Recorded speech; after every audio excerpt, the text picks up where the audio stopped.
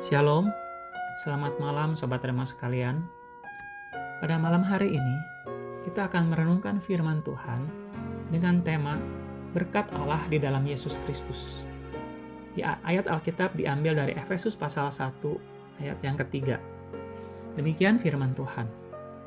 Terpujilah Allah dan Bapa Tuhan kita Yesus Kristus, yang dalam Kristus telah mengaruniakan kepada kita segala berkat rohani di dalam surga. Dalam Efesus pasal 1 ayat 3-14, Lembaga Alkitab Indonesia memberikan tema kekayaan orang-orang yang terpilih. Atau kalau kita pakai istilah dari ayat yang ketiga, kita bisa mengatakan bagian ini sedang berbicara tentang berkat bagi orang-orang terpilih. Ketika kita bicara mengenai kekayaan atau berkat, seringkali dihubungkan dengan kekayaan atau berkat secara materi. Tetapi Alkitab memberikan satu pandangan yang berbeda. Berkat atau kekayaan bukan hanya secara materi, tetapi ada juga kekayaan secara rohani. Sayangnya, kebanyakan orang tidak sadar bahwa ada kekayaan secara rohani.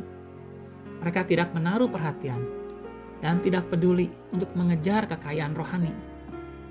Orang jauh lebih tertarik untuk mengejar kekayaan materi. Kita menjadi orang Kristen, jangan berlaku seperti orang yang tidak kenal Tuhan, yang hanya mengejar kekayaan materi saja. Kekayaan materi hanya bersifat sementara, tetapi kekayaan rohani bernilai kekal, yaitu untuk selama-lamanya. Saudara sekalian, pada awal dari surat Efesus ini Paulus memuji Allah yang telah mengaruniakan kepada kita segala berkat rohani. Perhatikan kata telah dan segala. Artinya, Allah memberikan berkat-Nya bukan nanti di dalam kerajaan surga. Banyak orang berpikir berkat Allah itu nanti akan kita nikmati di surga. Tidak.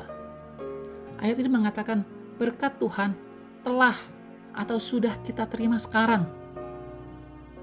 Dan berkat itu dikatakan segala atau semua. Berkat Allah bukan dicicil. Oh, kamu orang Kristen baru. Ya sudah, berkatnya sedikit. Nanti kalau sudah 10 tahun, baru berkatnya ditambah. Kalau sudah 20 tahun, baru ditambah lebih banyak lagi. Tidak demikian. Berkat Allah yang kita rasakan adalah sudah dan semua. Bukan nanti dan dicicil. Bagaimana kita bisa menikmati berkat Allah ini? Ada satu kata yang penting dari ayat ini, yaitu di dalam Kristus. Berkat rohani hanya dapat kita nikmati di dalam Kristus saja. Di luar Kristus tidak ada berkat rohani. Maka sungguh sangat penting bagi kita untuk percaya dan mengenal Tuhan Yesus. Karena hanya di dalam Tuhan Yesus saja kita bisa menikmati berkat rohani. Kristus adalah kunci dan menjadi satu-satunya jalan untuk kita dapat menikmati kekayaan rohani. Melalui Kristus, berkat rohani dari Allah dapat kita terima. Dalam renungan yang akan datang, kita akan membahas apa saja berkat atau kekayaan rohani yang ada di dalam Kristus. Tapi hari ini kita akhiri dengan pernyataan bahwa berkat rohani hanya ada di dalam Kristus. Amin. Mari kita berdoa. Tuhan Yesus, kami bersyukur karena melalui Engkau kami dapat menerima berkat rohani dari Allah. Sungguh ini adalah anugerah yang teramat besar bagi kami, manusia yang berdosa. Seringkali kami melanggar firman-Mu. Walau demikian Engkau tetap mengasihi kami. Tuhan tolong agar sepanjang hidup kami tetap setia berada di dalam Kristus. Amin. Selamat malam Sobat Rema sekalian. Selamat beristirahat.